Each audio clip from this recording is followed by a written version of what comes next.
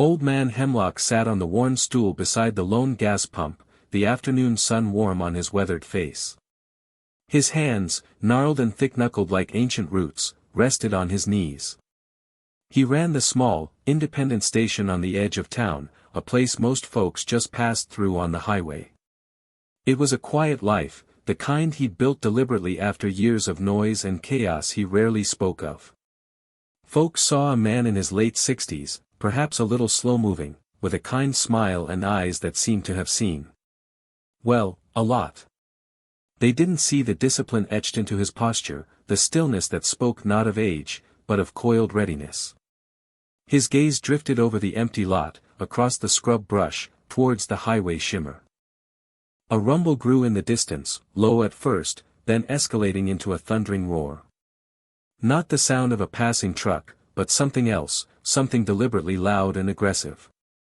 A line of motorcycles, gleaming chrome and dark paint, peeled off the main road and turned into his station lot. There were 5 of them. Big bikes, big riders. The lead rider, a mountain of a man in black leather with a patch depicting a snarling wolf, killed his engine directly in front of the pump, blocking it. The others fanned out, creating a semicircle that effectively blocked the old man and the single access to the pump. Their eyes, hidden behind dark sunglasses, scanned the empty lot with casual arrogance. Hemlock remained seated, his expression unchanging. He watched them with a quiet, almost unnerving patience. The lead biker dismounted, his boots heavy on the asphalt. He sauntered towards Hemlock, a smirk playing on his thick lips. Tattoos snaked up his neck and disappeared under his bandana. The air around him seemed to vibrate with menace. Well, the biker rumbled, his voice like grinding gravel. Look what we got here. Looks like Grandpappy runs the place. One of the other riders snickered. Hemlock's gaze met the lead biker's. His eyes were a clear, calm blue, holding in depth that seemed to absorb the biker's aggression without flinching. It's my place, Hemlock confirmed, his voice low and steady, devoid of fear or defiance. Just a simple statement of fact. The biker chuckled, a harsh, unpleasant sound. Your place. Cute. Looks like our place now, he spread his hands, indicating the surrounded pump. We need fuel, old man. And maybe you got some snacks inside? Some tribute for the road? He leaned closer, the smell of stale sweat, leather, and exhaust fumes thick in the air. We're the Iron Wolves, Pops. When we roll through, folks pay up. Saves a lot of trouble. Hemlock still didn't move from the stool. He looked past the lead biker, at the others still on their bikes, their engines idling loudly, creating a pulsating wall of noise. Their faces were hard, expectant. This was clearly a practiced intimidation routine. I don't pay tribute, Hemlock said. His voice was still quiet, but something in its tone was beginning to shift, like a deep, slow tide turning. I sell gas. You need gas, you pay the price on the pump. The biker's smirk vanished, replaced by a look of genuine surprise, quickly followed by irritation. He wasn't used to being refused. Not by someone who looked like Hemlock. You think this is a joke, old-timer? You think you can talk to us like that? He took a step closer, towering over the seated man. His hand went to the large knife sheathed on his belt. The other bikers quieted their engines slightly, watching, ready. Hemlock slowly reached into the pocket of his work jacket. The biker's eyes narrowed, anticipating a weapon. But Hemlock just pulled out a small, worn flip phone. He flipped it open. The simple action seemed absurdly out of place in the tense scene. The biker stared, momentarily nonplussed. Hemlock held the phone to his ear. He didn't look away from the lead biker. Hello, Frank, Hemlock said into the phone, his voice normal, conversational. It's Hemlock. Listen, I've got a little situation down here at the station. Got some fellas who seem confused about property rights and the price of gasoline. He paused, listening. The biker in front of him shifted, impatience warring with a flicker of unease at Hemlock's calm demeanor. The other bikers glanced at each other. "Yeah," Hemlock continued. "Iron wolves, they call themselves. Blocking the pump. Talking about tribute." He paused again. 5 of M. Big guy, wolf patch, smells like he hasn't showered in a week, says he's the boss. A longer pause this time. Hemlock nodded slowly, his eyes still fixed on the biker. "Okay, Frank. Appreciate it. Just wanted to give you a heads up before things get complicated down here." Hemlock closed the phone with a soft click and put it back in his pocket. He finally stood up from the stool. He wasn't tall, but as he straightened, the slight stoop seemed to vanish. His shoulders squared, his gaze hardened. The air around him felt different now, charged. The calm was still there, but it was the calm of a predator before the strike. "All right," Hemlock said, addressing the lead biker, but his voice carried, reaching all 5 of them. "I made a call. Now, you have 2 options. Option 1, you get back on your bikes, leave my property, and never come back. Forget you ever saw this place." He paused, letting that sink in. The lead biker laughed, a shaky, uncertain sound. "Or what, old man? You gonna call the cops? You think the cops scare us?" Option 2, Hemlock continued smoothly, ignoring the interruption. "You stay. And we see what happens." The biker bristled. "You're bluffing. What kind of call did you even make, huh? Ghostbusters?" Before the biker could finish his sentence, a sound cut through the air, a high-pitched, electronic whine, rapidly getting louder. It was followed almost immediately by another, and then another. From the direction of the highway, closing fast. The distinct, unmistakable sound of high-performance motorcycle engines, but different from theirs. Tighter, faster.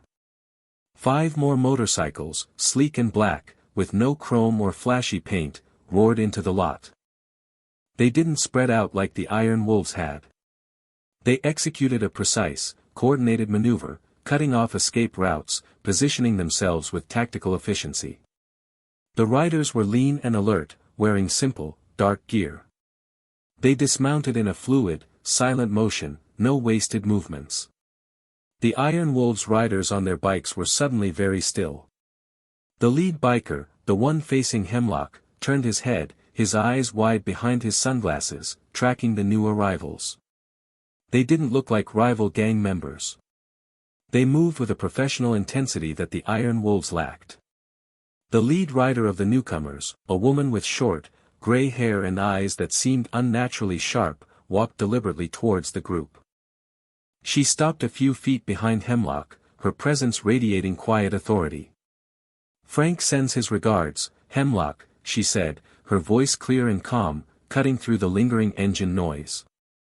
Then, she looked at the Iron Wolves, her gaze sweeping over them like a physical force. "You boys have managed to irritate the wrong man.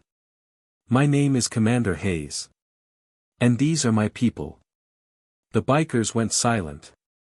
Completely, utterly silent. The arrogance drained from the lead biker's face, replaced by a dawning horror. He looked from Hemlock to Hayes, then back to Hemlock. The old man stood there, unassuming once more, but now the stillness in him felt less like peace and more like the core of a storm. The Iron Wolves' leader gulped, his hand dropping away from his knife. He looked at his men, who were frozen, wide-eyed. Hayes took another step forward. "Last chance, gentlemen. Option 1, as Hemlock laid out. Or option 2". The silence stretched, thick with tension. The lead Iron Wolf biker swallowed hard. He looked at the calm, capable faces of Hayes's crew, at the way their hands rested near their belts, ready. He looked at Hemlock, the old man who had just, with a flip phone and a quiet voice, summoned a force that made his blood run cold. "We'll take option 1, the biker stammered, his voice losing its gravelly edge, becoming thin and reedy. "Wise choice," Hayes said. Now. Get on your bikes. And leave. Slowly. And do not, ever, come back here. Or anywhere near this town. The Iron Wolves' leader scrambled back towards his bike, signaling frantically to his men. They started their engines, the previous roar now sounding timid and hesitant. They pulled a clumsy U-turn in the lot, avoiding eye contact with Hemlock and the newcomers, and rumbled back onto the highway, disappearing as quickly as they had arrived. Hayes watched them go, her expression unreadable. When the last bike was out of sight, she turned back to Hemlock. Took them long enough to learn some manners, she said, a hint of a smile touching her lips. Hemlock smiled back, a genuine, warm smile that transformed his face. Frank still running a tight ship, then? As tight as ever, Hayes replied. He said to tell you that you're always welcome, any time you decide to get bored with retirement. Hemlock chuckled. Retirement suits me, Hayes. Mostly, he glanced back at the empty gas pump. Looks like business is back open. Hayes nodded. Good. You need anything else, you know how to reach us, she gestured to her crew. Come on, folks. Let's roll. Her team silently remounted their bikes. Hayes gave Hemlock a final, respectful nod, a look that held a shared history the Iron Wolves could never have comprehended. Then, with a coordinated throttle, they followed the highway in the opposite direction the bikers had gone, fading into the afternoon haze. Hemlock watched them go, the smile lingering. He sat back down on his stool, the silence settling over the station once more. It was quiet again. But now, the quiet felt different. It felt protected. He looked at his hands, the gnarled knuckles that could tell stories if they chose to. He had chosen peace. But he hadn't forgotten the skills that had earned him the right to choose it. And he had a network of people, scattered across the country, who owed him favors, who respected him not for a patch or a loud engine, but for the quiet, formidable man he truly was. The Iron Wolves had learned a valuable, potentially life-saving lesson today. Respect wasn't taken, it was earned. And underestimating an old man with a flip phone could be the last mistake you ever made. The sun began to dip lower in the sky, casting long shadows across the gas station lot. Hemlock watched a car pull off the highway, signaling for the pump. Business as usual. Just how he liked it. The incident with the bikers had been a ripple, a momentary disturbance in the calm waters of his retirement. But it had also been a reminder that some problems couldn't be ignored, and some pasts couldn't be entirely left behind. He still preferred the quiet, the predictable rhythm of the station. But he was ready, always ready, if the quiet was threatened again. He looked at the highway, a faint smile still playing on his lips. The world kept turning. And sometimes, an old man just needed to remind it who was watching. The brief, humiliating retreat of the Iron Wolves was just the beginning of a much larger problem for their leader, a man known only as Hammer. Back at their clubhouse, a rundown bar 30 miles up the highway, Hammer paced like a caged animal. 5 men, his top enforcers, had been sent to shake down an old man at a gas station. 5 men had come back, white-faced and stammering, talking about an old man, a phone call, and a silent, efficient crew on black bikes led by a woman with gray hair and sharp eyes. Hayes. Hammer roared, slamming his fist onto a table, making bottles jump. Commander Hayes. Are you telling me Hemlock? The Hemlock is running that dumpy gas station? The biker who had faced Hemlock, a brute named Bruno, flinched. He made a call, boss, said Frank. Then they showed up. Fast. They didn't say much, just moved like ghosts. Hayes. She called herself Commander Hayes. Hammer stopped pacing. The name Frank, combined with Hayes, sent a chill down his spine that had nothing to do with the drafty bar. Rumors, whispers passed through the criminal underworld like wildfire, spoke of certain groups you absolutely did not cross. Groups tied to individuals whose retirement was more dangerous than their active duty. Hemlock. Frank. Hayes. These weren't just names. They were legends. Boogeymen spoken of in hushed tones around campfires and backroom poker games. "You idiots," Hammer snarled, the color draining from his face. "You went and poked a damn grizzly bear in his den," he ran a hand over his shaved head. "Tribute? You demanded tribute from him?" His mind raced. The Iron Wolves were a force locally, extorting businesses, running protection rackets, dabbling in petty theft and intimidation. They were small-time compared to the operations Hammer knew existed, the ones the legends were attached to. He had thought this town was safe territory, ripe for the picking. An old man running a gas station was supposed to be easy. "What do we do, boss?" Bruno asked, his usual swagger completely gone. Hammer thought. Retreat? Run and hide? The legend said these people had long memories and longer reaches. Running might only delay the inevitable. But going against them? That felt like suicide. Still, his pride was wounded. His authority challenged. And he couldn't let this slight stand. He couldn't let it get out that the Iron Wolves had been scared off by an old man and his friends. That would make him look weak. And weakness meant losing everything. "We don't run," Hammer said, his voice regaining some of its hardness, though the fear still flickered in his eyes. "We show them they can't push us around in our territory." This was bravado, masking a desperate lack of a better plan. He needed to reassert control, project strength, even if his gut was screaming at him that this was a terrible mistake. "They know we were here," Bruno said, stating the obvious. "They know who we are." "Then we hit them first," Hammer decided, the idea forming in his panic.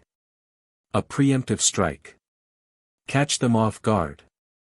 They weren't expecting a fight, just trying to scare them off. Maybe they weren't ready. We show them we're not some little gang they can roll up on. He looked at his remaining men. Get the others. We're going to remind that old man and his pals who runs this town. We'll make an example. Something they won't forget. His plan, born of fear and pride, was rash and ill-conceived. He was doubling down on his mistake, unaware of the true depth of the capabilities he was about to face. The silence of the bikers at the pump had been the silence of shock and fear. The silence that was coming next would be the silence of oblivion. Meanwhile, Hemlock wasn't just sitting on his stool. The moment Hayes and her crew departed, he went inside the station. The small, dusty office was usually where he did paperwork and drank lukewarm coffee. Today, it became a command center. He pulled out a small, encrypted satellite phone from a hidden compartment under the counter. This one was for a different level of contact. "Status report, Hemlock," a voice answered on the first ring, crisp and professional. "General," Hemlock replied. "Minor disturbance. Handled by Frank's people. Iron Wolves gang from up north." Iron Wolves? The general sounded dismissive. "Petty thugs. What's the issue?" "They're expanding their territory," Hemlock said. "Started shaking down my station. Demanding tribute." A pause. The general's tone shifted, becoming colder. "Tribute? To you? They must be even dumber than I thought." "Underestimation is their primary tactical weakness," Hemlock observed dryly. "But they retreated, after Frank's rapid response team showed up. Hayes handled it clean." "Good. So it's finished." "They vowed retaliation, General," Hemlock stated. "Their leader, Hammer. From what I've heard about him, he's got more pride than sense. He'll see this as a challenge. He won't let it stand." Another pause. Longer this time. Hemlock knew what the general was thinking. Getting involved in local gang disputes wasn't their mandate. They operated on a different level, dealing with threats that most people never even knew existed. But Hemlock was different. He was a man who had earned their absolute loyalty and respect over decades of service. Retaliation against you, the general finally asked. Against the station, against the town, Hemlock clarified. They need to save face. Show they're still in charge. Understood, the general's voice was now clipped, decisive. This is no longer a local disturbance. This is a threat to one of our own. And by extension, anyone under your protection. Hemlock felt a familiar ripple of gratitude and grim satisfaction. He hadn't wanted this. He truly wanted peace. But if the fight came to him, he wouldn't back down. And he wouldn't fight alone. What do you require? The general asked. Intelligence, Hemlock said immediately. Everything you have on the Iron Wolves. Their structure, their numbers, their operations, their weaknesses. Any connections to larger networks. I need to know who and what I'm dealing with. Consider it done. You'll have a secure package within 6 hours. Anything else? Contingencies, Hemlock said. If this escalates beyond a local issue. Frank's unit is rapid response, not sustained engagement. I may need boots on the ground. People who understand the terrain. Unofficial capacity. Understood, the general confirmed. I'll reach out to our retired assets in the area. Those who owe us, or you, a favor. Or simply believe in the cause. Give me some parameters. Hemlock leaned back in his chair, his mind already shifting gears, moving from passive observer to active strategist. The quiet retirement was officially over. People who value discretion, Hemlock began, his voice steady, clear. Individuals with specific skill sets. Reconnaissance, infiltration, security. Former colleagues, perhaps. People who understand the chain of command, even an informal 1-inch. He paused, picturing faces from his past. And people who know how to blend in. We don't need an army. We need precision. People who can be shadows until they need to be something else entirely. Got it, the general said. Consider the wheels in motion. We'll identify potential assets and filter them based on your criteria. Expect discreet contact within 24 hours. Thank you, General. Thank you, Hemlock. For everything. Stay safe. The line went dead. Hemlock placed the sat phone carefully back in its hiding spot. Intelligence within 6 hours. Potential allies within 24. The gears of a much larger, more complex machine were beginning to turn because a small-time thug leader named Hammer had decided to bully an old man at a gas pump. He spent the next hour tidying up the station, performing routine tasks that felt strangely grounding after the surge of adrenaline. He cleaned the pump handles, swept the pavement, checked the oil levels in the garage bay. His movements were economical, practiced. Every task completed felt like a small victory, a reaffirmation of the simple, peaceful life he intended to protect. As dusk settled, painting the sky in shades of orange and purple, a beat-up pickup truck pulled into the lot. It wasn't a vehicle he recognized as a regular customer. A man in his late 50s, sturdy and quiet, with kind eyes and a neatly trimmed gray beard, got out. He walked directly towards Hemlock, who was hosing down the pavement. The man stopped a few feet away and simply looked at Hemlock. There was a shared understanding in their gaze. Evening, the man said. His voice was soft, with a faint southern drawl. Evening, Ray, Hemlock replied, turning off the hose.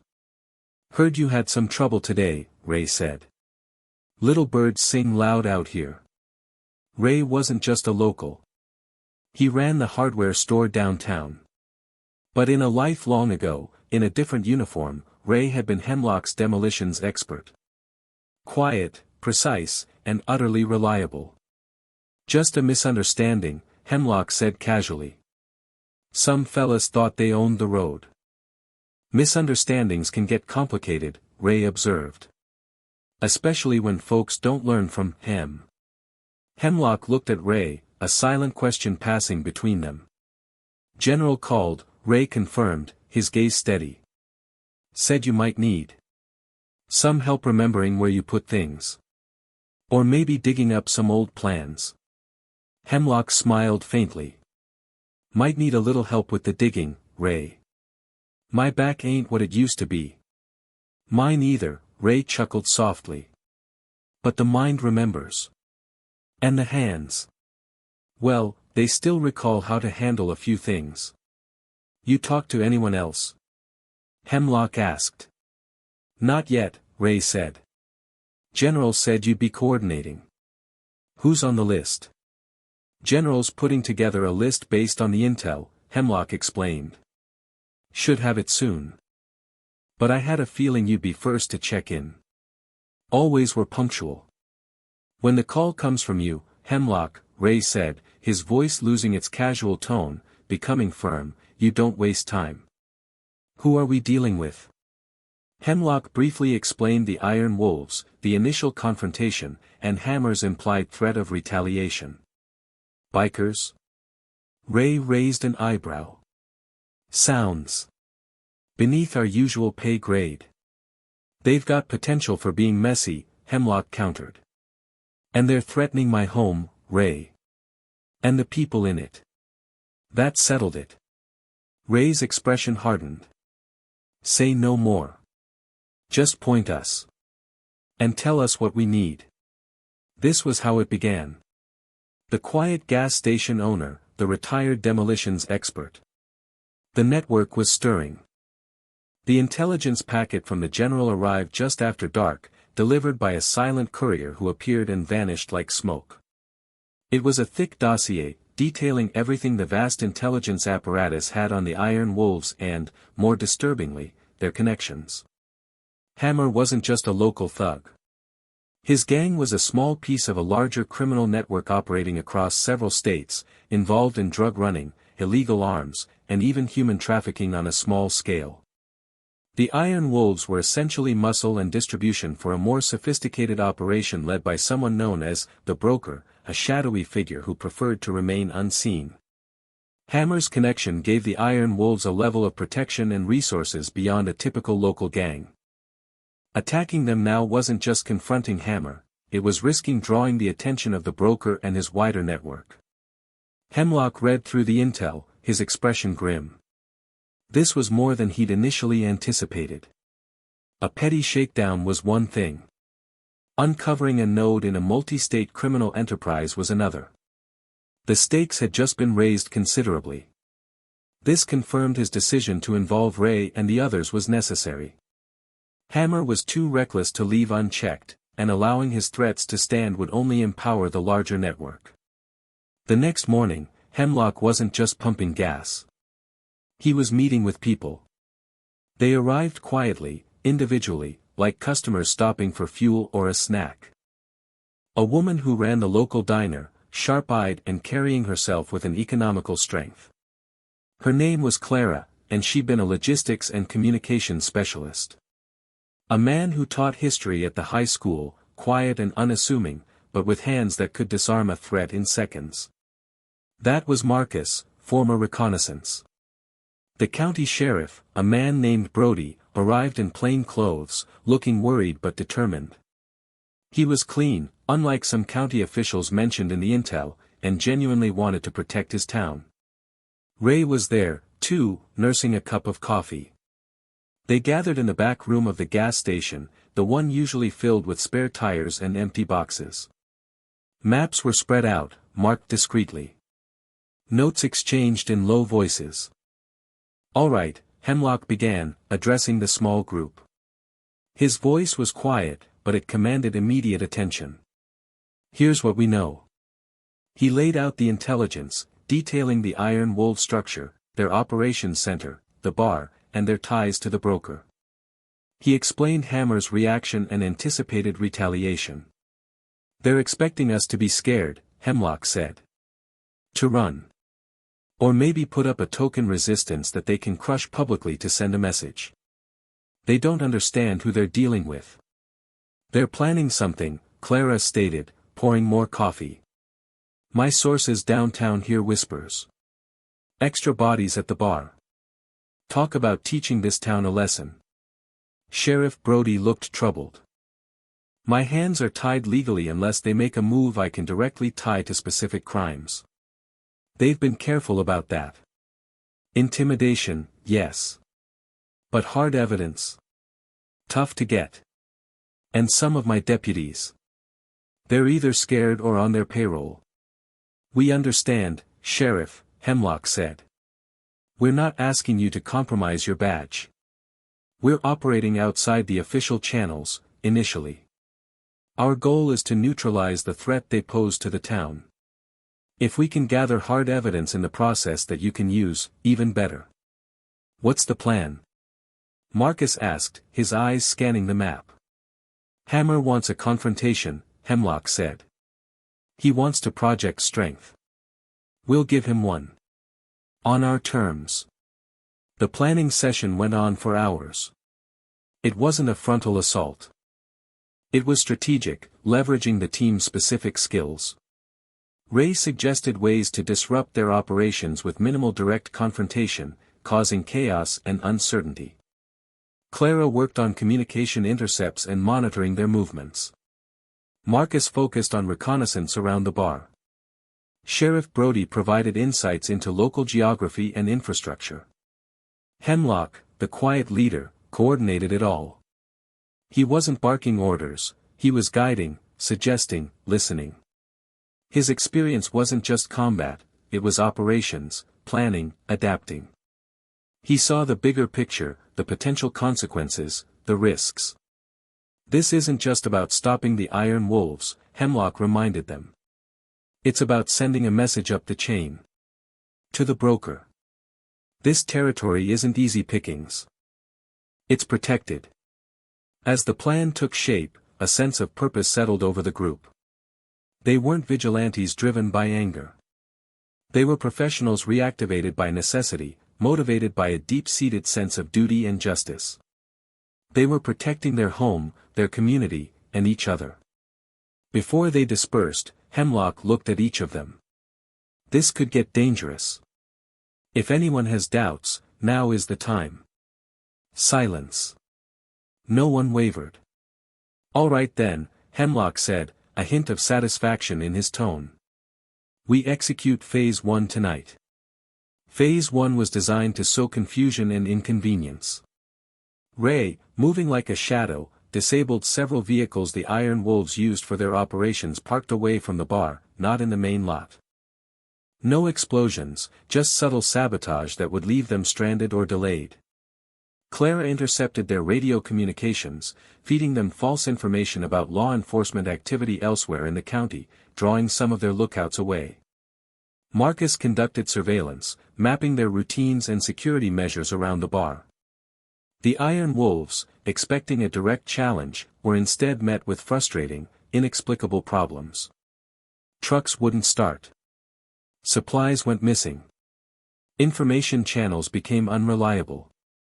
Hammer grew increasingly agitated, his paranoia spiking. He suspected sabotage but couldn't pinpoint the source. This uncertainty frayed his nerves and those of his men. The town, meanwhile, felt the tension rising. The Iron Wolves, agitated and looking for someone to blame, increased their visible presence, roaring through the streets, trying to intimidate shop owners and residents. But something was different this time. The fear was still there, but it was mixed with a new undercurrent, a quiet resilience. Tell us, where are you watching this story from? Drop a comment below and let us know which state or country you are in. If you are enjoying it, subscribe to our channel. Tomorrow, we have a special story for you, one you definitely don't want to miss. Telling and preparing this story took us a lot of time, and we appreciate your support by engaging with our content. The biker counterattack, when it came, was brutal but unfocused, a direct result of Hammer's rising panic. Instead of targeting the gas station or specific individuals, they lashed out indiscriminately. Late one night, they firebombed a small, independent grocery store downtown. It wasn't owned by anyone involved in Hemlock's group, but it was a beloved community hub. The act was senseless, designed purely to terrorize. The next morning, the smoking ruins of the grocery store became a rallying point. The fear that had gripped the town for months turned into cold fury. People gathered, looking at the destruction, then at each other. Hemlock stood at the edge of the crowd, watching. Ray, Clara, and Marcus were nearby, their faces grim. Sheriff Brody was coordinating firefighters and keeping the scene secure. They crossed a line, Ray murmured, his drawl gone, replaced by a quiet intensity.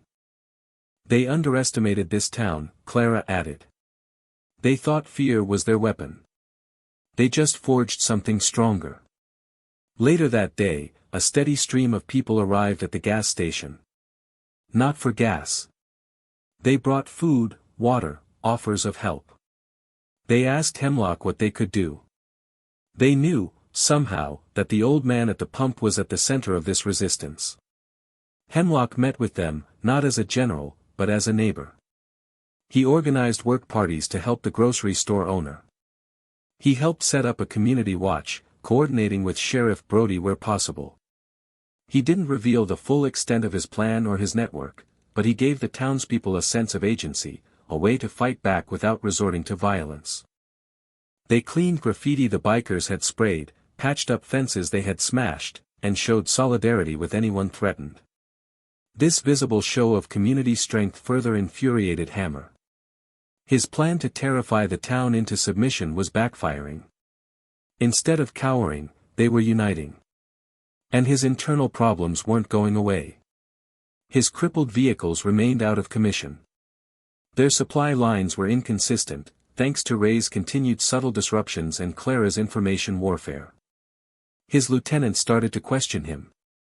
"Boss, maybe we lay low. Reassess. These ain't normal folks. Normal folks don't mess with the iron wolves." Hammer roared. "They got lucky. We just need to hit them hard enough that they break. We need to find out who's helping that old man." He ordered his men to increase patrols, to find information, to lean harder on anyone suspected of helping the old man. This led to more confrontations, more petty acts of violence, but it also made the iron wolves more predictable. Marcus, watching from the shadows, gathered invaluable intelligence on their movements and vulnerabilities. One evening, Hemlock received another call on the secure sat phone. "Hemlock, it's the general. The broker's people are getting agitated. Hammer's mess is drawing unwanted attention. The broker doesn't like loose ends or exposed operations. He's getting sloppy," Hemlock confirmed. "Panic does that.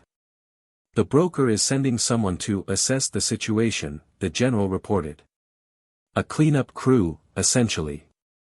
Could be aimed at Hammer, or anyone interfering. Including you and your people." The stakes had just risen again. This wasn't just Hammer anymore. This was the larger network making a move. "Intel on the cleanup crew?" Hemlock asked, his voice tight. "Minimal," the general admitted. "Highly compartmentalized. Professionals. Likely arriving within 48 hours. Recommend you expedite your plan." "Understood," Hemlock said. "Looks like our window is closing." He ended the call and immediately contacted his team. The initial phase of disruption and intelligence gathering was over. It was time for the final confrontation. But they couldn't wait for Hammer to make his big, messy move. They had to force his hand, draw him out before the broker's crew arrived. The team gathered again in the back room of the gas station. The mood was different. The tension was higher, but the resolve was absolute. "The broker is sending a team," Hemlock announced, getting straight to the point. "Professionals. Could be here any time. We need to deal with Hammer and the Iron Wolves before they show up and make things exponentially worse." "How do we draw him out?" Clara asked. "He's holed up at the bar, paranoid as hell." "We make him choose," Hemlock said. He looked at the map, his finger tracing a route from the bar into town. "We target something he cares about. Something that represents his power and his connection to the broker. Not the bar itself. That's a fortress, full of unknowns. Something else. Marcus, the reconnaissance expert, spoke up. They use the old abandoned cannery on the edge of town. Discreet. Trucks go in and out late at night. Storage, transshipment point. I suspect that's where they handle the less savory cargo for the broker. Hemlock nodded. That was it.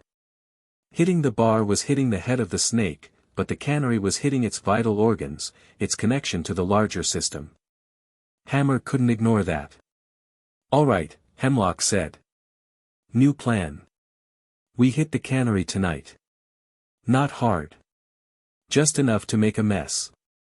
Destroy their storage, intercept a shipment if we can. Something that screams, compromised operation, to the broker. And Hammer? Ray asked. He'll get the message, Hemlock predicted. He'll know we hit his lifeline. His only move to save face, to prove to the broker he's still in control, will be to hit us back. Hard. And where does he think we'll be? He looked around the back room, the heart of their operation, the place where they planned, where the community had rallied. Right here, Clara finished, her eyes glinting with understanding. The gas station. His symbol of humiliation. Exactly, Hemlock confirmed. We make a mess at the cannery. He gathers his forces, probably calls for reinforcements from his buddies in the network, and comes here tonight to burn us out and make an example. We'll be ready. It was a risky plan. Using the gas station as a trap meant putting the town, the hub of their resistance, directly in the line of fire. But it was also the only way to force the confrontation on their terms, on ground they knew intimately, before the broker's professional cleanup crew arrived. Sheriff, Hemlock turned to Brody. We'll need this area clear. Evacuate nearby residents, cordon off the street leading here. Claim a gas leak, anything. Keep the official lines busy, but stay safe. Don't engage unless absolutely necessary. Sheriff Brody nodded, his face pale but resolute. I'll do what I can. My loyal deputies too. We'll make sure no innocent gets caught in the crossfire. As darkness fell, the team moved. Marcus and a couple of other allies Hemlock had contacted, skilled in infiltration, approached the abandoned cannery. Ray provided remote guidance, advising on potential entry points and structural weaknesses.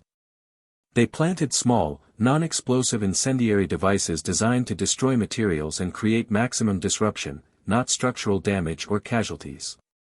Clara monitored communications, listening for panicked calls after the operation. The operation at the cannery went smoothly. Minimal resistance, maximum chaos. Fires broke out in key storage areas, destroying illicit goods. Documents were secured. Hammer's link to the broker was severely damaged. Within an hour, Clara intercepted Hammer's frantic communications. He was screaming, ordering his men to converge on the bar, calling in every available biker from neighboring chapters. And he was clearly planning a decisive, retaliatory strike. Their target, Hemlock's gas station. The trap was set. Hemlock and his core team, Ray, Clara, Marcus, and a few others, returned to the gas station. Sheriff Brody and his loyal deputies were already establishing a perimeter, subtly diverting traffic and warning residents. The street felt unnaturally quiet, the air thick with anticipation. Hemlock stood near the gas pump, the same spot where the confrontation had begun. He wasn't wearing his work jacket now. He was in dark, practical clothing. The stillness in him was absolute. Ray checked the subtle defensive measures they had put in place, reinforced doors, strategically placed cover, contingency escape routes. Clara set up her communication gear inside the office, a direct line to Sheriff Brody and the remaining allies scattered around town providing early warnings. Marcus and others positioned themselves on rooftops and in concealed spots, eyes on the road leading to the station. The waiting was the hardest part. The minutes stretched into an hour, then two. The only sounds were the distant sirens from the cannery fire and the whisper of the wind. Finally, they heard it. A low rumble, growing steadily louder. Multiple engines. A lot of them. The iron wolves were coming. More than 20 bikes, a churning wave of chrome, black leather, and raw aggression, poured onto the street leading to the gas station. Hammer was at the front, his face contorted with rage and a desperate need for vengeance. They spread out across the street, effectively blocking it, headlights cutting through the darkness. Hemlock remained standing by the pump, illuminated by the station lights. He was a single, solitary figure facing down the horde. Hammer killed his engine and dismounted, his men fanning out behind him, some drawing weapons, bats, chains, knives. A few had firearms. "All right, old man." Hammer roared, his voice amplified by the tense silence. "You think you're clever, huh? Hitting the cannery? You just signed your death warrant. And this whole damn town is going to pay for it." He gestured towards the gas station. "We're burning this place to the ground. And anyone who gets in our way." Hemlock walked slowly towards the edge of the light, stopping just out of arm's reach of the nearest biker. His hands were empty, hanging loosely at his sides. "You made a mistake, Hammer," Hemlock said, his voice calm, carrying effortlessly through the tense air. "First, you came here demanding tribute. Then, you attacked innocent people. And now, you've walked into a trap." Hammer laughed, a harsh, disbelieving sound. "A trap? This is your trap, old man. A gas station?" He looked around at the empty lot, the silent building, the solitary figure before him. "Looks like a dead end to me." "Yours." "Looks can be deceiving," Hemlock said. Before Hammer could react, a series of muffled pops echoed from the surrounding darkness. Not gunshots. Something else. The headlights of several Iron Wolves bikes winked out. Tires went flat with sudden hisses. Engines sputtered and died as vital wires were severed. Chaos erupted within the biker ranks. Men yelled, trying to see what was happening. Ray's sabotage expertise was at work, applied with precision and timing. "What the hell?" Hammer shouted, spinning around. From the rooftops, Marcus and his team opened fire, not with bullets, but with non-lethal rounds, paintballs filled with stinging irritants, beanbag rounds designed to incapacitate. The bikers in the street, caught in the open, were suddenly being hit from unseen angles. They weren't being killed, but they were disoriented, stung, knocked off balance. Simultaneously, Sheriff Brody and his deputies, positioned further down the street, activated flashing lights and sirens, creating a barrier and adding to the confusion. A loud, pre-recorded message blared from concealed speakers: "Law enforcement activity in progress. Remain calm and surrender your weapons." The Iron Wolves' organized charge devolved into panic disorder. They were trapped between the disabled bikes, the unseen attacks, and the flashing police lights they were desperate to avoid. Hammer, however, was singularly focused on Hemlock. He drew a large-caliber pistol. "You did this, old man. I'll kill you myself." He charged forward. Hemlock didn't flinch. As Hammer came within striking distance, Hemlock moved. It wasn't the frantic movement of an old man. It was the explosive, precise action of a highly trained fighter. His body seemed to coil, then strike with impossible speed. He didn't block the incoming charge, he evaded it, stepping neatly to the side.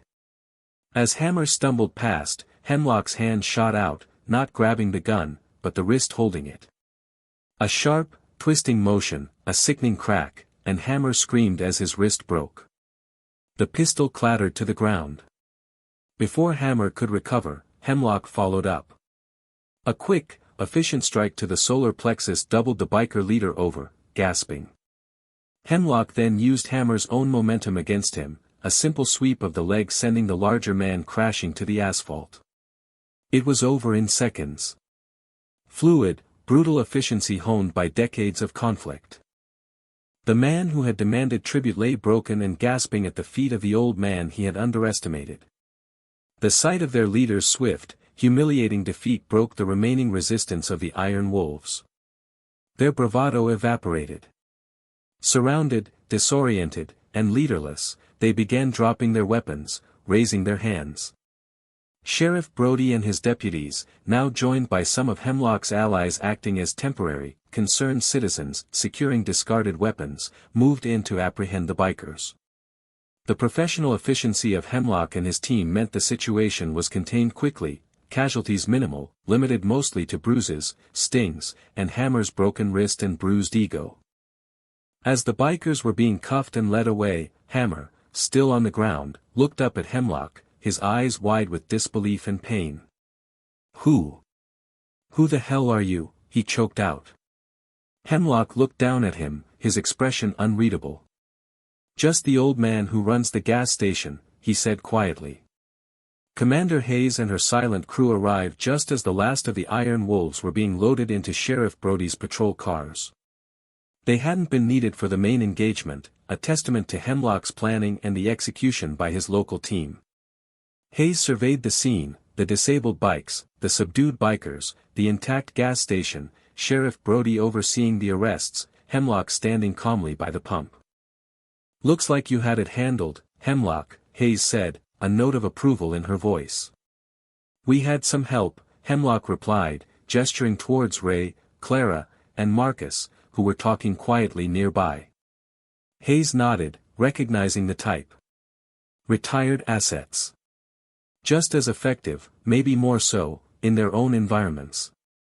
"The broker's cleanup crew," Hayes said, her tone becoming serious. "We intercepted intel. They were 2 hours out. We diverted them. They won't be coming here." Hemlock felt a knot of tension release in his chest. That had been his primary concern. Dealing with Hammer was one thing. Dealing with the professional sent by the broker was another entirely. "Appreciate the heads up, Hayes," Hemlock said. "And the diversion." "Anytime," she replied. "Frank says you still owe him a poker game." Hemlock smiled. "Tell Frank I'll be there. When things settle down." Hayes and her crew didn't linger. Their job was done. They were the ghosts in the machine, appearing only when needed, vanishing back into the network. They gave curt nods to Hemlock and his team, a silent acknowledgement of mutual respect and capability, and rode off into the night. Sheriff Brody approached Hemlock, shaking his head in bewildered admiration. "Mr. Hemlock. I don't know what to say. Who are these people?" Hemlock simply smiled. "Friends, Sheriff. Friends who believe in looking out for each other. And this town." He didn't elaborate. Brody understood. There were layers to the world, and he had just witnessed one he hadn't known existed. But he saw the results, the Iron Wolves neutralized, their threat to the town ended. And his own position as a clean law enforcement officer was strengthened, not compromised. He had the arrests, the evidence of the cannery fire, Hammer's confession once he was properly questioned, and likely feeling the pain of that broken wrist. This was enough to dismantle the Iron Wolves' local operation and provide significant intel to state and federal authorities about the broker's network. The next few days were a whirlwind of activity. Sheriff Brody and his deputies processed the arrests. State police arrived to investigate the cannery fire and take custody of the bikers, including a thoroughly miserable Hammer. The townspeople, hearing the news, breathed a collective sigh of relief. The fear was gone, replaced by a sense of empowerment and gratitude. Ray, Clara, Marcus, and the others quietly returned to their normal lives. The hardware store owner, the diner owner, the history teacher. They were just ordinary citizens again, their extraordinary actions unseen by most, known only to each other and to the old man at the gas station. Hemlock returned to his routine. He sat on his stool by the pump, sold gas, chatted with customers. But the dynamic had shifted. The town knew, even without knowing the details, that he had stood up for them. Respect wasn't demanded, it was given freely. People went out of their way to stop at his station, just to say hello, to offer a word of thanks, to show their support. The burned-out grocery store became a symbol of the town's resilience. Community volunteers, led by Clara and others, worked tirelessly to clean up and rebuild. Donations poured in. The store owner, initially heartbroken, was overwhelmed by the outpouring of support. Months later, the grocery store reopened, better than ever. The iron wolves were gone. Hammer and his lieutenants were facing serious federal charges, thanks to the evidence gathered. The broker's operation in that region was disrupted, forcing him to pull back, wary of the territory that was now clearly marked as off-limits by forces he couldn't easily identify or control. Life in town settled back into a rhythm of peace, but it was a stronger peace, earned through hardship and unity. The fear that had lurked beneath the surface was gone. People walked taller, talked more freely. The quiet resilience had blossomed into open strength. Hemlock still sat on his stool by the pump. He watched the cars go by, the people living their lives.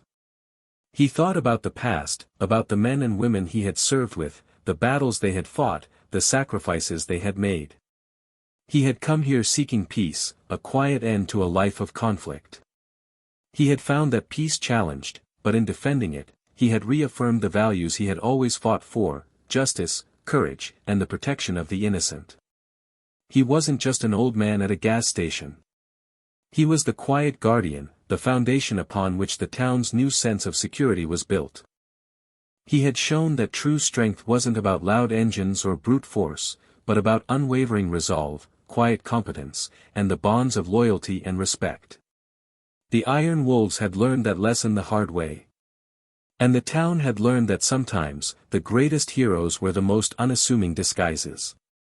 He smiled faintly, watching a group of kids ride their bikes freely down the street, laughing. This was what he fought for.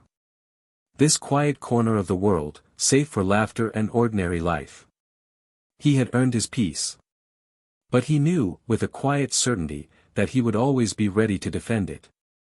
The sun dipped low, painting the sky in hues of orange and purple, just like that first day the bikers arrived. But this time, there was no menace in the approaching dusk, only the quiet promise of a peaceful night. Hemlock closed up the station, locked the door, and walked home, the weight of his years lightened by the knowledge that justice had been served, order restored, and a community strengthened. Up next, you've got 2 more standout stories right on your screen. If this one hit the mark, you won't want to pass these up. Just click and check them out.